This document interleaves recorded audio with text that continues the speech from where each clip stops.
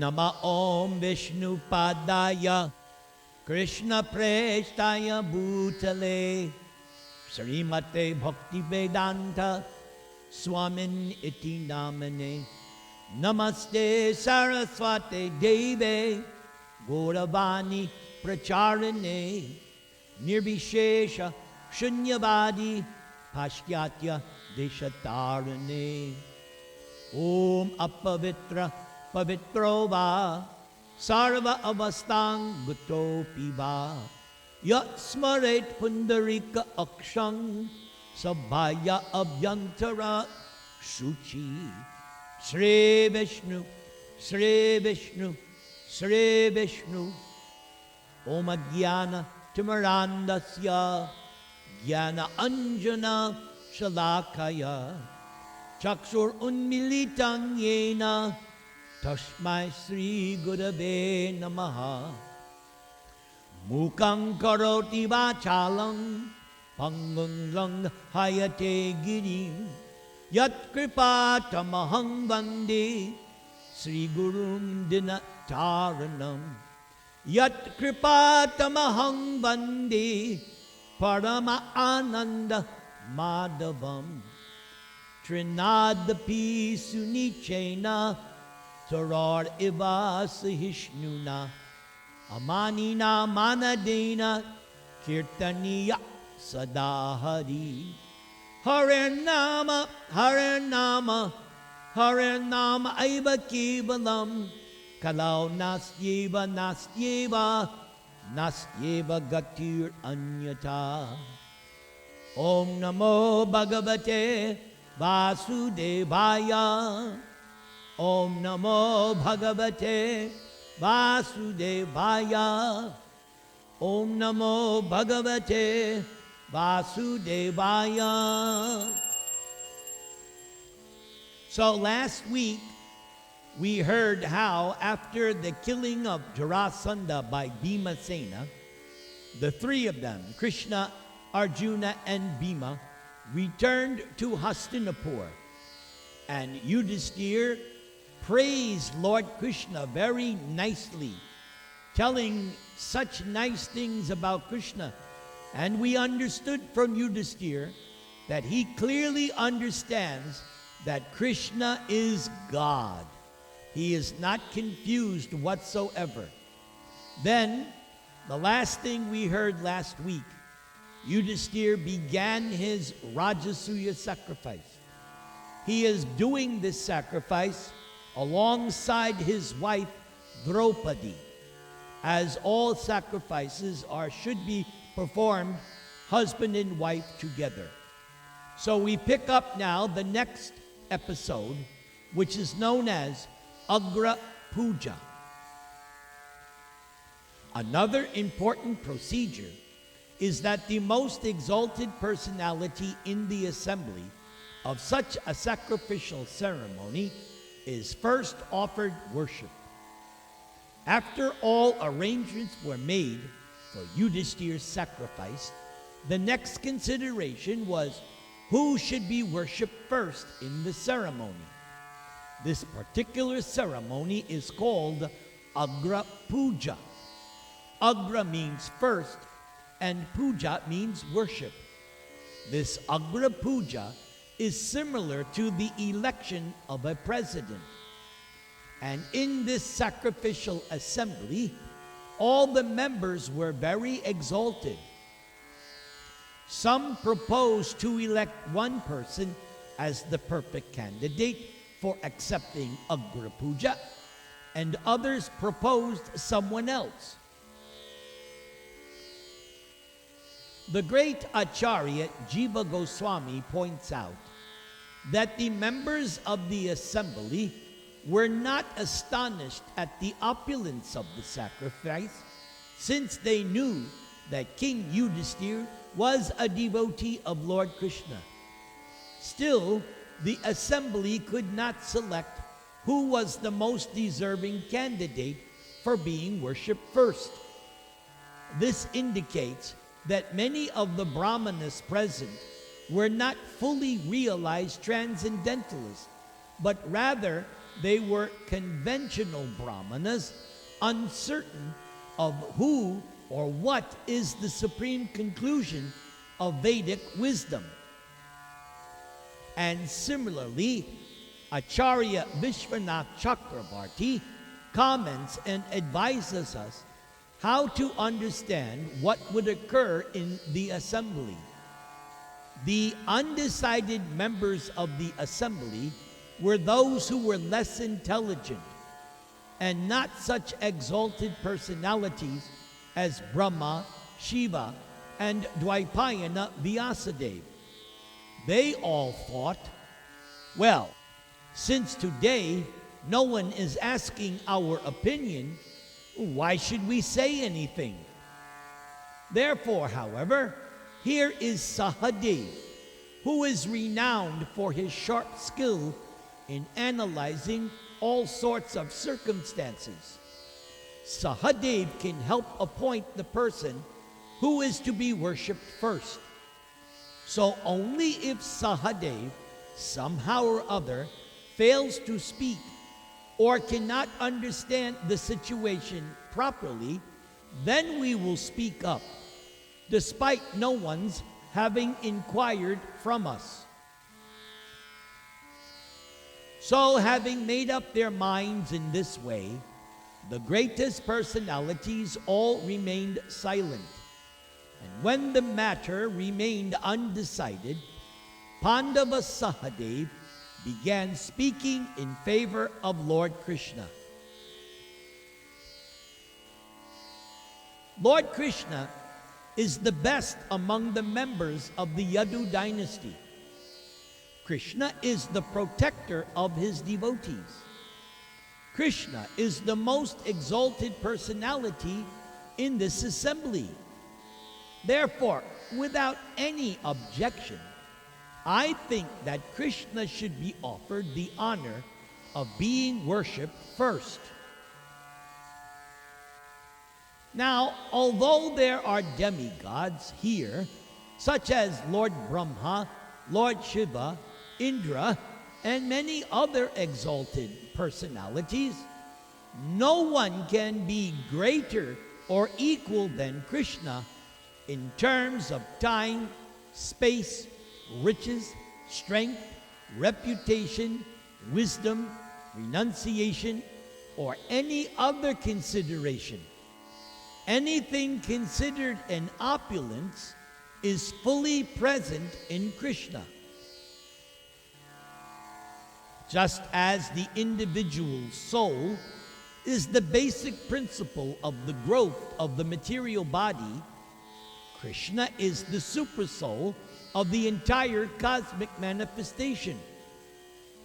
All Vedic ritualistic ceremonies, such as performance of sacrifice, offering of oblations into the fire, the chanting of Vedic hymns, and the practice of mystic yoga, all of these are meant simply for realizing Krishna. Whether one follows the path of fruitive activities or the path of philosophical speculation, the ultimate destination is Krishna. All bona fide methods of self-realization are meant for understanding Krishna. Ladies and gentlemen, superfluous, it is more than needed. It is more than desired. It is more than required to talk about Krishna, because every one of you exalted personalities knows the Supreme Brahman, Lord Krishna, for whom there are no material differences between body and soul, between energy and the energetic, or between one part of the body and another. Since everyone is part and parcel of Krishna, there is no qualitative difference between Krishna and all living entities. Everything is an emanation of Krishna's energy, whether it be material or spiritual. Krishna's energies are like the heat and light of fire. There is no difference between the quality of heat and light and the fire itself. Also, Krishna can do anything Krishna likes with any part of his body.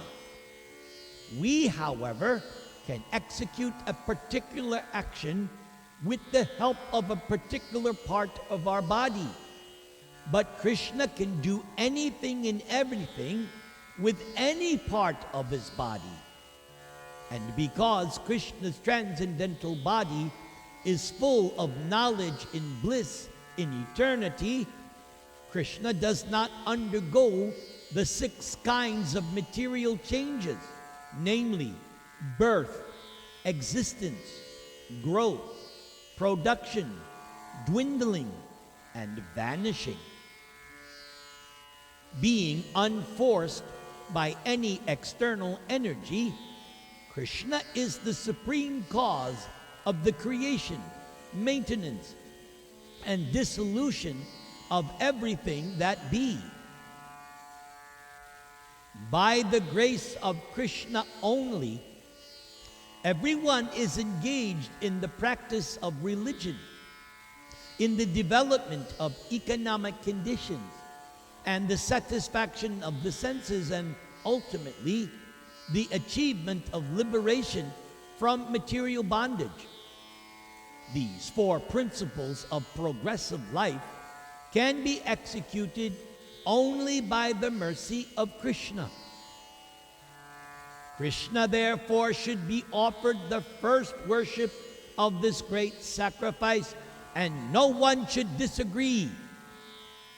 Just as by watering the root of a tree, one automatically waters the branches, twigs, leaves, and flowers, or as by supplying food to the stomach, one automatically nourishes all parts of the body, so by offering first worship to Krishna, we shall satisfy everyone present in this meeting, including all the great demigods.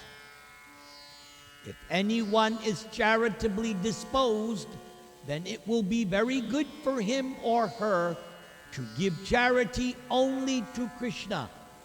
He is the supersoul of everyone, regardless of one's particular body or individual personality. Krishna is present as the supersoul in every living being. And if we can satisfy Krishna, then every living being will automatically be satisfied.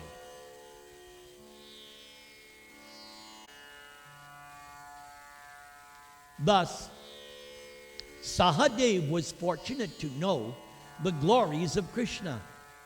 And after describing Krishna's glories in brief, Sahadev stopped speaking.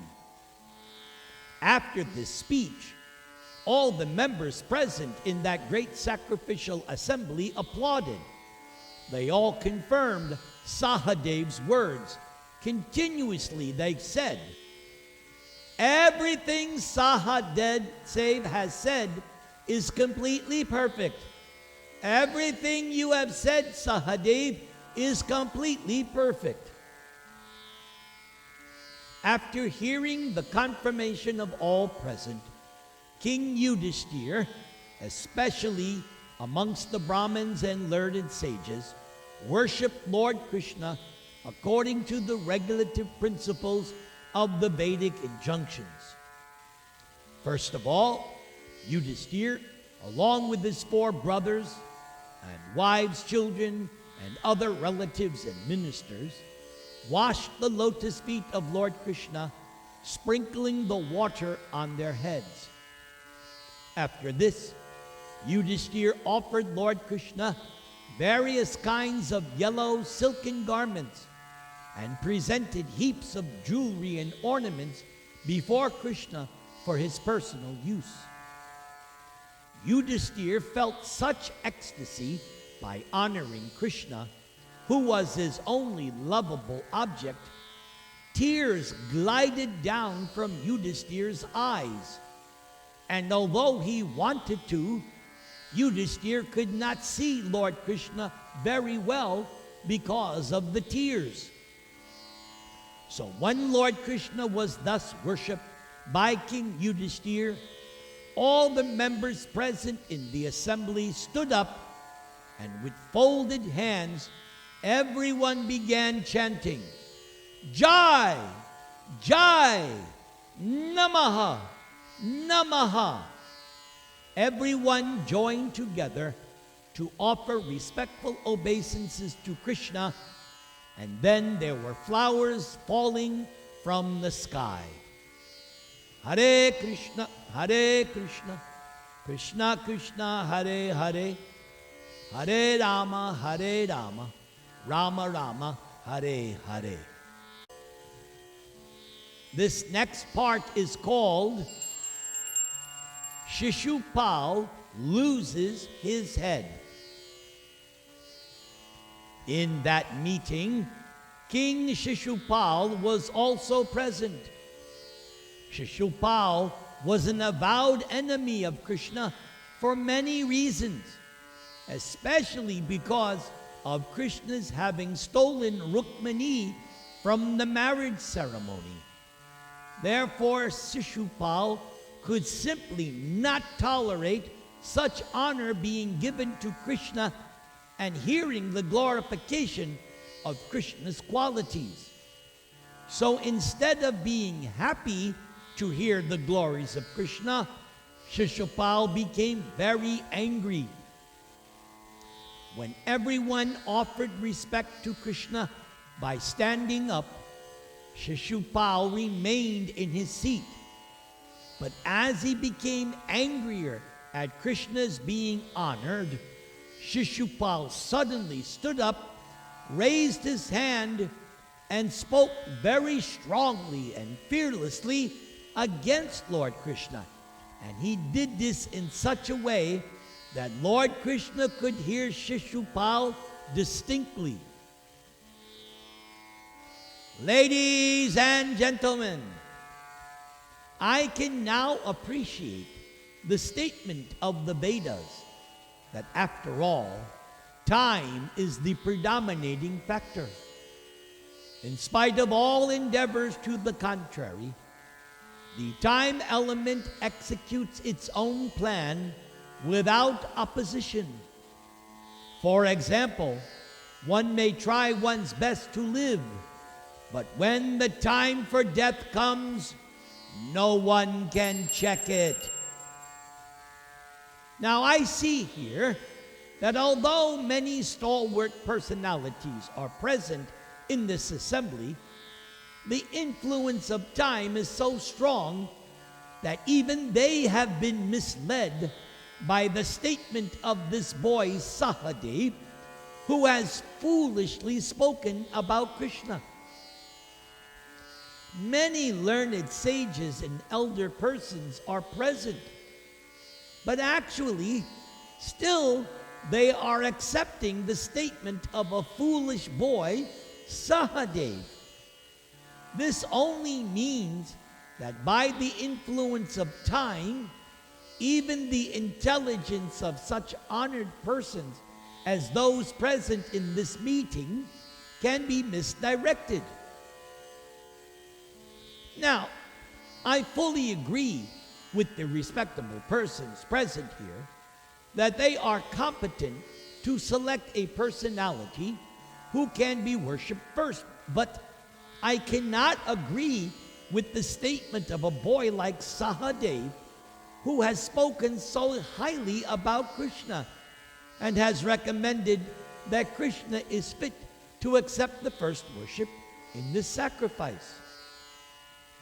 Indeed, I can see that in this meeting, there are many personalities who have undergone great austerities, personalities who are highly learned, and personalities who have performed penances. By their knowledge and direction, they can deliver many persons who are suffering from the pangs of material existence. There are great rishis here whose knowledge has no bounds, as well as many self-realized persons and brahmanas also. And therefore I think that any one of them could have been selected for the first worship, because they are worshipable even by great demigods, kings, and emperors. I cannot understand how you all have selected this cowherder boy Krishna and have left aside all these other great personalities. No, I think Krishna to be no better than a crow. So how can Krishna be fit to accept the first worship in this great sacrifice? Why, we cannot even ascertain which caste this Krishna belongs to, or what Krishna's actual occupational duty is. Prabhupada now comments, actually, Krishna does not belong to any caste, nor does Krishna have to perform any occupational duty. It is stated in the Vedas that the Supreme Lord has nothing to do as his prescribed duty.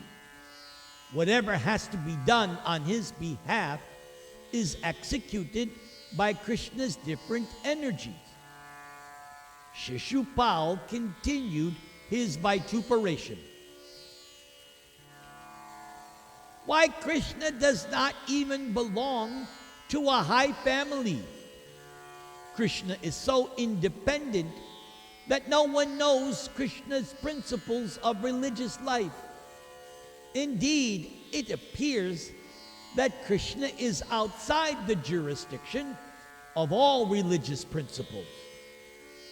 Krishna always acts independently, not caring for the Vedic injunctions and regulative principles. Therefore, Krishna is devoid of any or all qualities. Thus, Shishupal indirectly praised Krishna by saying that Krishna is not within the jurisdiction of Vedic injunctions. And this is true because Krishna is the Supreme Personality of Godhead. That Krishna has no qualities simply means that Krishna has no material qualities. And because Krishna is the Supreme Personality of Godhead, Krishna acts independently, not caring for conventions in social or religious principles. Shishupal continued his blasphemy. Under the circumstances, how can Krishna be fit to accept the first worship in the sacrifice? Krishna is so foolish that Krishna has left Mathura, which is inhabited by highly elevated persons following the Vedic culture, and instead has taken shelter in the ocean, where there is not even talk of the Vedas. Instead of living openly, Krishna has constructed a fort within the water and is living in a place where there is no discussion of Vedic knowledge. And whenever Krishna comes out of his fortress, Krishna simply harasses the citizens like a dacoit, thief, or rogue. The reason Shishupal did not object when Sahadev proposed Krishna for the Agra Puja is that Shishupal wanted to ruin King Yudhishthir's sacrifice. If Shishupal had argued early against Lord Krishna's receiving the first worship, and another person had been selected, the sacrifice would have then proceeded normally.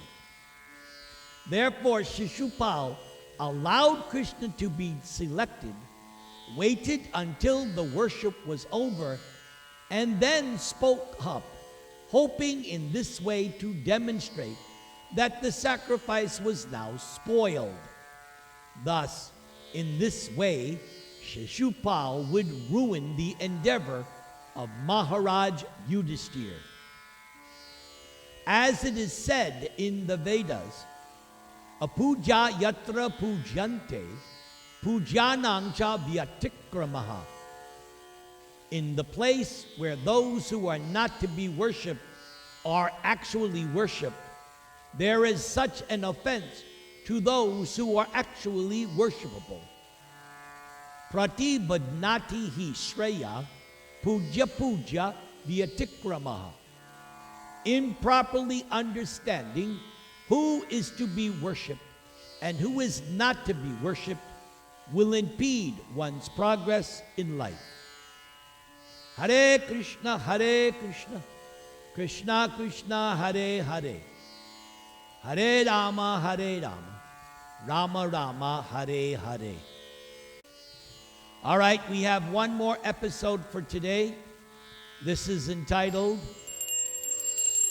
Part 2, Shishupal Loses His Head. Thus, Shishupal went crazy because of Krishna's being elected the supreme first worship person in that meeting. And Shishupal spoke so irresponsibly that it appeared that Shishupal had lost all good fortune. Being overcast with misfortune, Shishupal continued to insult Krishna. And Lord Krishna patiently heard Shishupal without protest. Just as a lion does not care when a flock of jackals howl, Lord Krishna remained silent and unprovoked. Krishna did not reply to even a single accusation made by Shishupal. Meanwhile, all the members present in the meeting, except for a few who agreed with Shishupal, became very much agitated because it is the duty of any respectable person not to tolerate blasphemy against God or his devotee. Some of them who thought that they could not properly take action against Shishupal left the assembly out of protest, covering their ears with their hands in order not to hear further accusations. Thus they left the meeting condemning the action of Shishupal. It is a Vedic injunction that whenever there is blasphemy of the Supreme Personality of Godhead, one must immediately leave. If one does not leave, he or she becomes bereft of one's pious activities and is degraded to a lower condition of life.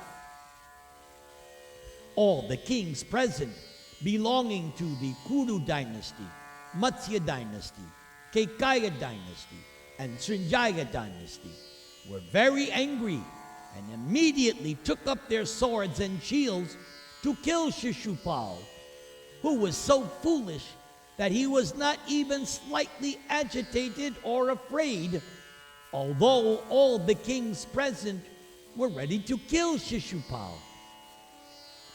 Shishupal did not care to think of the pros and cons of his foolish talking, and instead of stopping when he saw that all the kings were ready to kill him, Shishupal stood to fight with them, taking up his own sword and shield.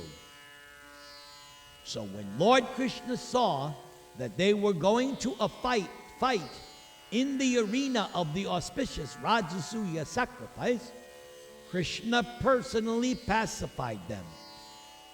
Out of his causeless mercy, Krishna himself decided to kill Shishupal. When Shishupal was abusing the kings who were about to attack him, Lord Krishna took up his Sudarshan Chakra, which is as sharp as the blade of a razor, and immediately separated Shishupal's head from his body. When Shishupal was thus killed, a great roar and howl went up from the crowd.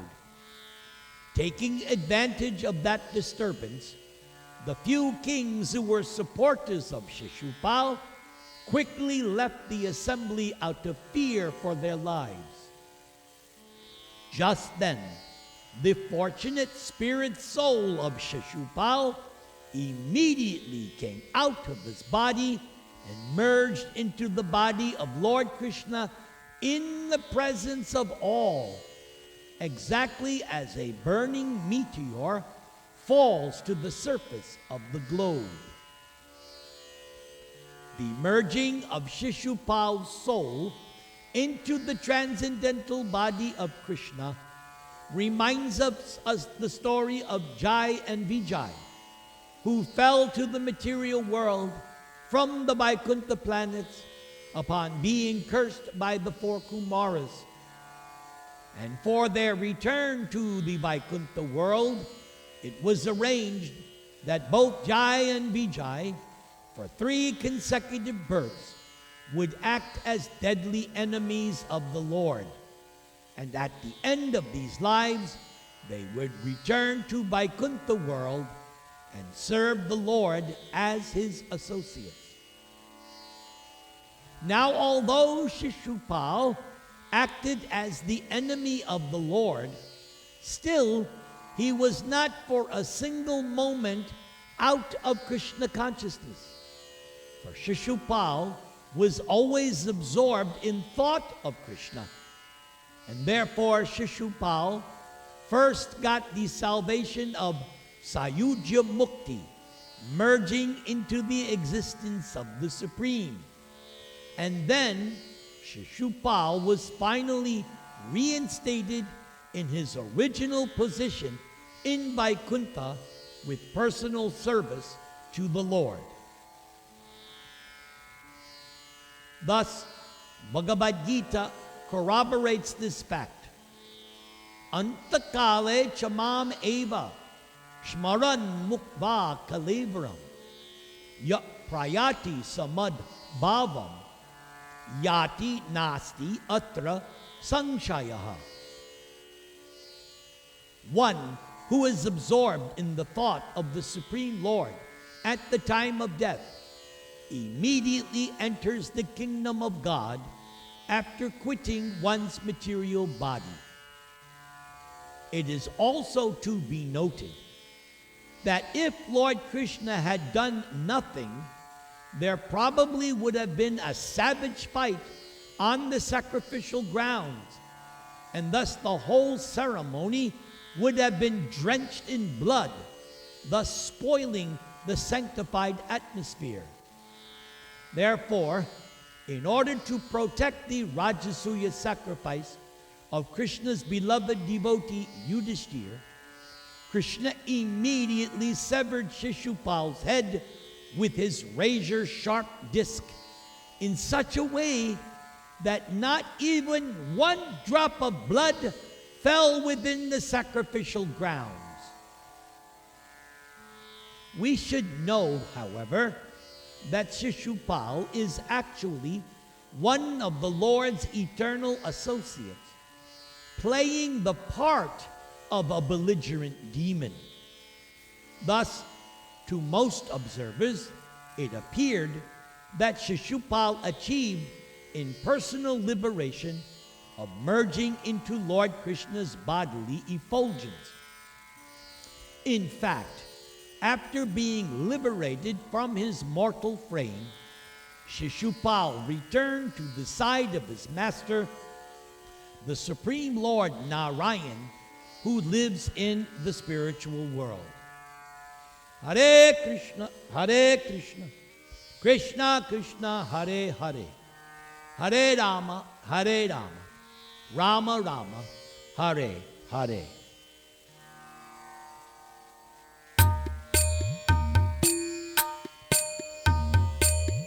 Namaste Narasimhaya Praklada Klada Dayane Hiranya Kashi Purvakshaha Shilatangada Kalaye Ito Nrsinga Parato Nrsinga Yato Yato Yamitato Nrsinga Bahi Nrsinho Rinaye Nrsingo Nrsingham Ading Sharanang Prapadye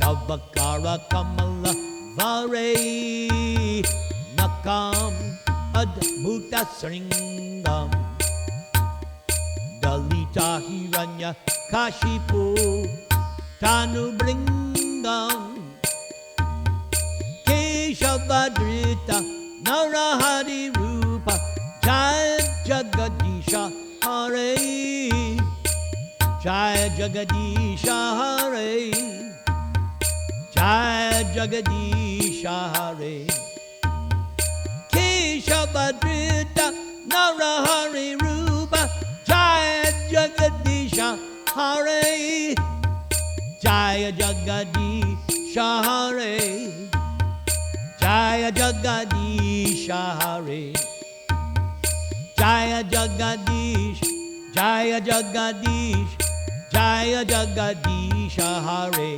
Hare Jaya Jagadisha Hare Hare Krishna Krishna Krishna Hare Hare Hare Rama Hare Rama Rama Rama Hare Hare Hare Krishna Krishna Krishna